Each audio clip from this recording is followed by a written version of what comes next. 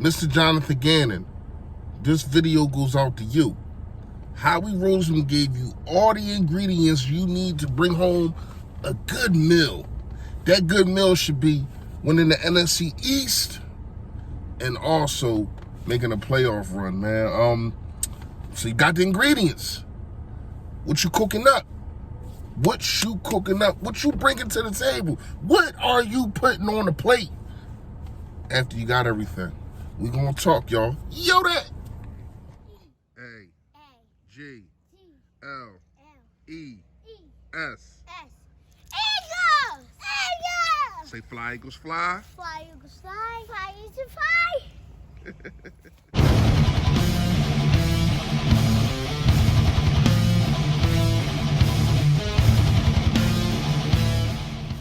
Yo, that man, you know who it is, you know what it is. Your boy Philly Fresh, a.k.a. the General here reporting for duty. Listen, we're on a little roll right now, so I appreciate it in advance of everybody. If you can just hit that sub button right down there it is. Y'all hit that sub button, man, and also a bell next to it to let you know when I put up all this flavor. Last but not least, but most importantly, please hit the like for your boy, man. Pushes the content out there.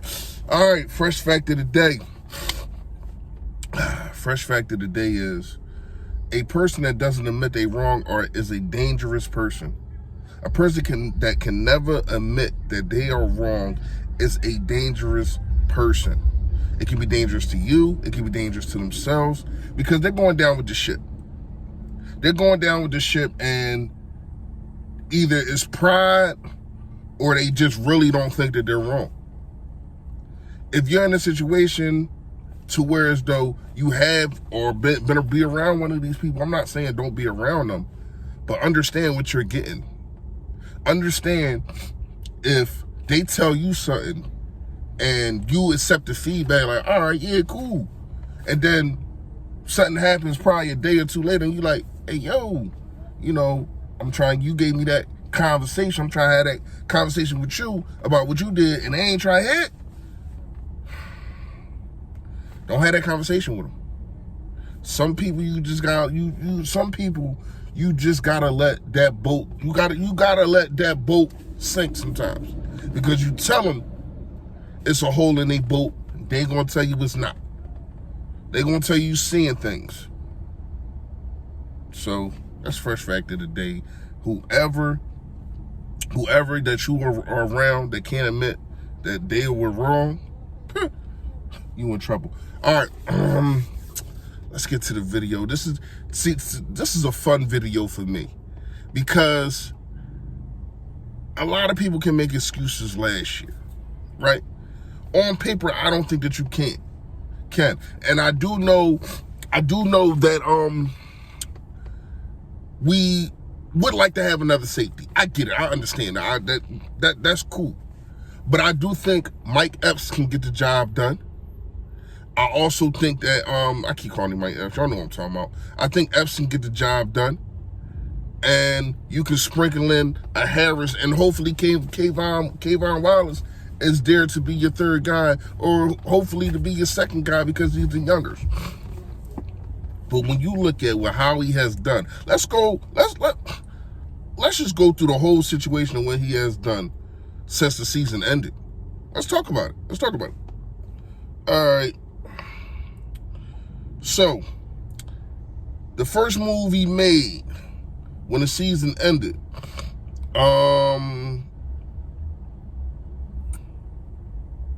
basically, he signed Jason Kelce March 6th. He made a couple other moves, but I'm not even going to talk about them. He signed defensive lineman Rennell Wayne. I don't even know who's going to be on the team, so I ain't really want to bring that up.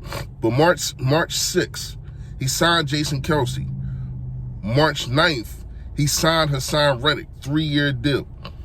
On March 10th, he signed Nate Herbert to a tender contract, agreed to terms with Greg Ward and Andre, I can never say this dude's name, a cornerback, Shakaya.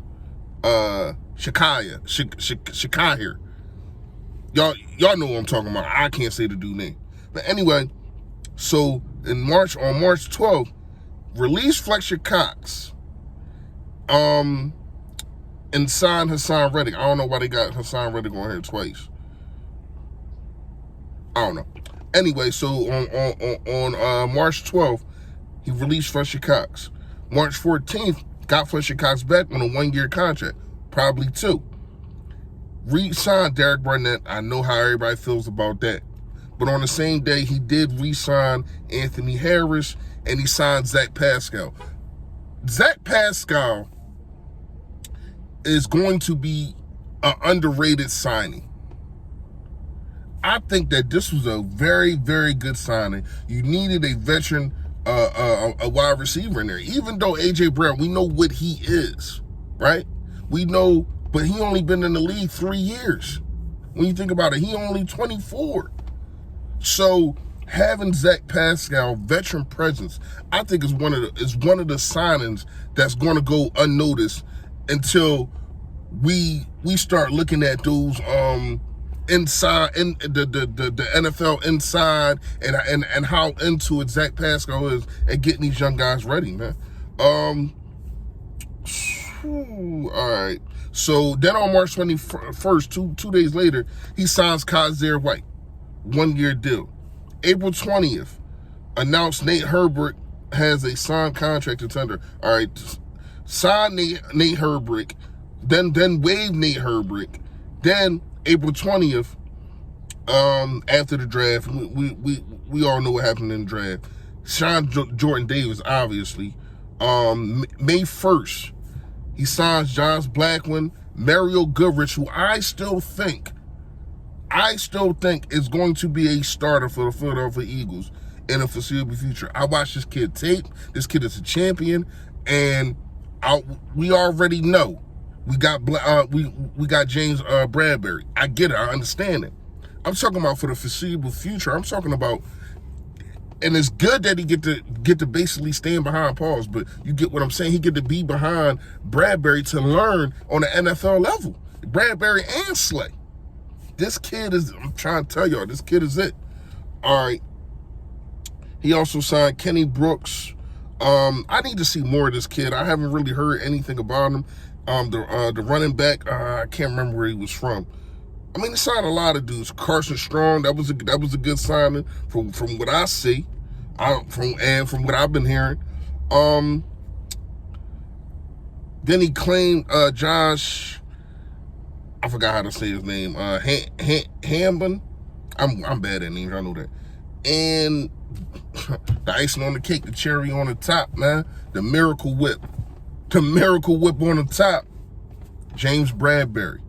You know what I mean? So when you look at everything that he did, especially for the defense, everything that he did was answer the question of why couldn't we get pass rush last year? Why was we second in the league in pass rush last year? So Jonathan Gannon and some of Nick Sirianni, A.J. Brown ain't even on here for some reason. I don't know why. How is he not on here? And he signed into a contract. He's not on here for some reason. But A.J. Brown, Jordan Davis, I don't know. I don't know if this joint not updated or not, man. I don't know what's going on. But we all know what he did. Getting two champions that just won a national championship and played with each other on the same defense. One of them was just a monster at stopping the run. The other one led the defense. And we got him for the steal of the draft. So when you look at everything that Howie Roseman has done this year, he gave you all the ingredients. And yes, some of this is to you, Jalen Hurts. We're gonna go live and really break down what I think that you can do.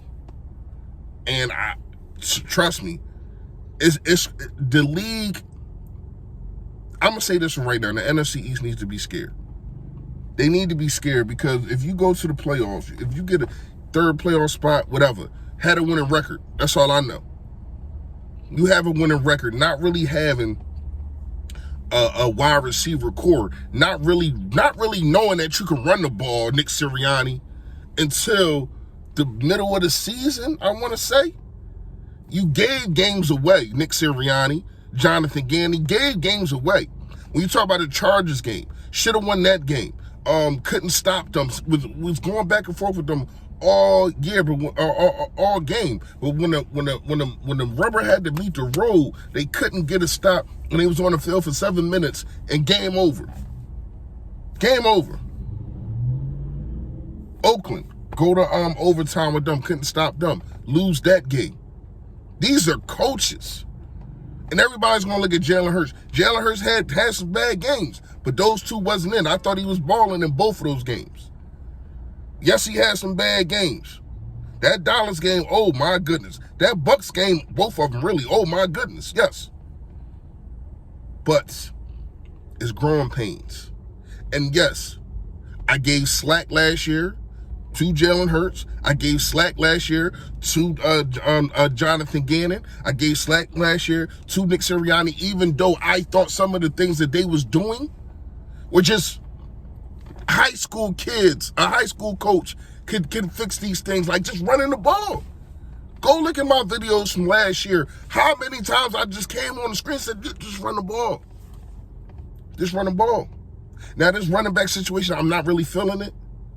You don't got a power running back. I don't know where you're going to get one from. We got to start looking for one. Because Miles Sanders can't do it all. Love the kid, but he can't do it all. So we got to figure out, yes, we got Boston Scott, but you still need another one. Like DJ Khaled said, another one. That's really it, because like I said, I feel as though you have all the tools, but can you get the project done? Huh? Let me know what y'all think in the comments, man. You already know. Stay Philly, stay fresh, y'all.